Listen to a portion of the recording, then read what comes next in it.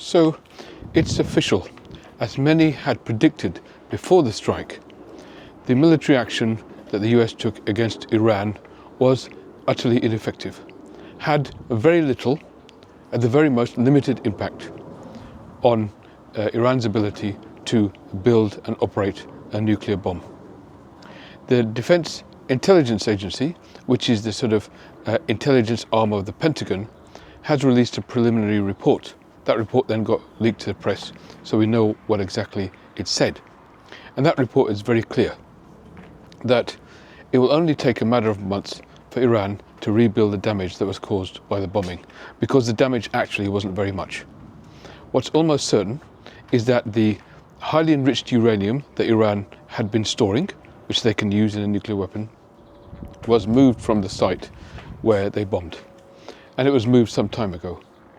And on top of that, the other things they damaged, like the centrifuges, etc., will only take a few months to rebuild. So the damage is pretty minor, limited, and in no way going to stop Iran's potential development of a nuclear weapon in its tracks. In no way is that the case. In fact, almost certainly, this will make that possibility more likely now. You see, even in January, when the Trump administration started, the Pentagon gave a briefing to Pete Hegseth and his team and said very clearly that what we almost certainly know is that the 400 kilograms of enriched uranium that Iran has been taken away from these sites, so bombing them isn't going to do you much good. That was also leaked. So they knew that it probably wasn't there. The IAEA, the International Atomic Energy Agency, who inspect these things, made very clear recently that they have lost track of Iran's 400 kilos of enriched uranium. They don't know where it is anymore, so they're definitely sure it's not in the sites where it's supposed to be. So they've taken it somewhere else. Remember, this is actually a very small amount of material, 400 kilograms. You could fit it in a car. So it's easy for them to get rid of it somewhere, right? To hide it away somewhere else. You cannot use bombs to get rid of something so small as that. It's like a pinprick. You can't do that militarily. The only way that you can do that, and it should be done, getting rid of that, getting rid of Iran's possibility of developing a nuclear bomb is an important thing to do. So it is the right intention, but you don't do it that way. The only way to do it is through negotiation, is through diplomacy. And that's exactly what Obama had been doing. A big stick that if you don't do this, we're going to ratchet up sanctions on you to the point where your economy is crippled. And it already was being severely crippled by sanctions. And we're going to ratchet that up further. But if you do this, we will bring the sanctions down. Your economy can begin to flourish. They have oil, they have all sorts of things that will enable them to become quite a strong economic power. None of that was possible because of its relationship with the international community and sanctions.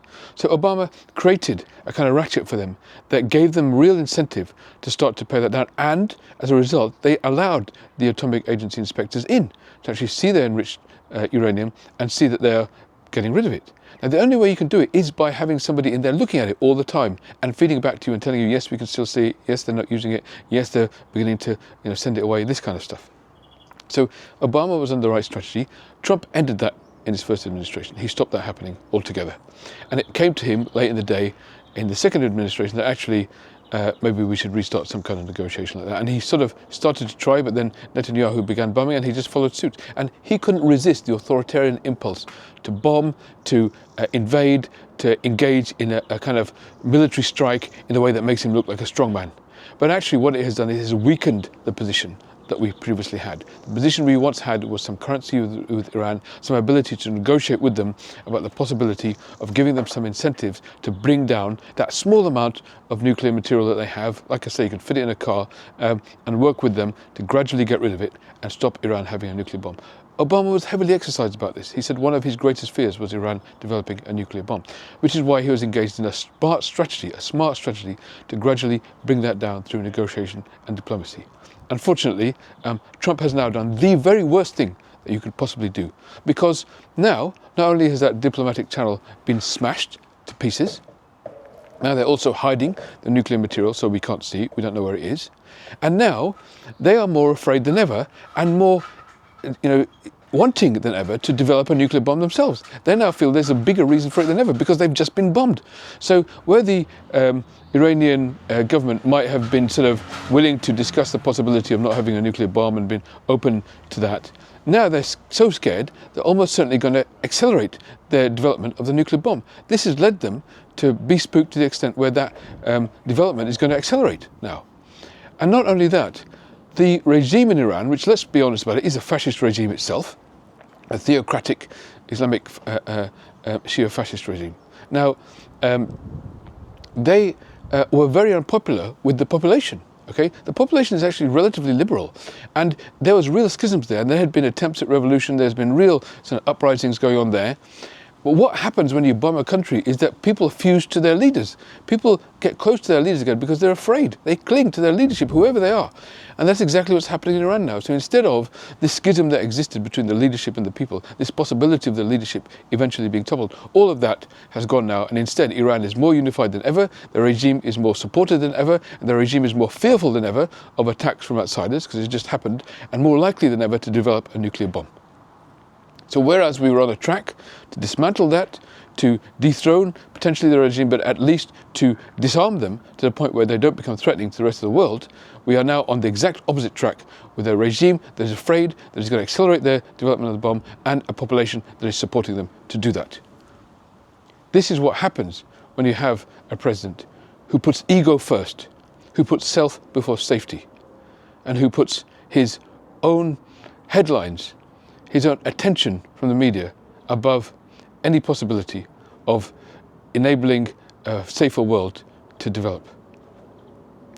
Now we are less safe than we have ever been from the genuine threat of a nuclear bomb in Iran.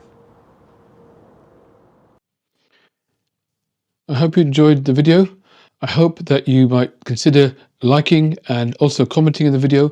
We're creating a beautiful community here of people who are supporting each other through this deeply traumatic time in world history, commenting on each other's comments and giving supportive responses to each other when we're sharing the difficulties that we're going through. So it's a lovely, supportive community we've got here, and I hope you can join us too by liking, making comments and subscribing to the channel as well. I also have a bookstore, russellsbooks.com. I hope you might consider going there, buying some of the books in which I describe some of the psychologies of the people around us and the world around us, and also helping us gain awareness of our own inner worlds too, in a way that will help us navigate this difficult time in world history. I hope you can also consider joining and becoming a member of the channel, where you'll get these ebooks for free as part of that package as well. Finally, I also hope that you consider signing up to my e-newsletters. Whether you become a member or not, that's absolutely worth doing, because that way we can always stay in touch. I'll always keep you updated every few weeks about my content so that you don't miss anything, because let's face it, all of these platforms are currently owned by a very small number of oligarchs. At any point, they can just decide to shut down a channel like mine. So if we stay in touch via this e-newsletter, you'll always be able to link up to whatever I'm doing and whatever content I'm producing. The link is in the description, as well as the description of the channel. Fill up the form and we'll be able to stay in touch long term that way too. I hope you can stay connected. You can become and stay a part of this community so that we can all work to create a better tomorrow together. Thank you.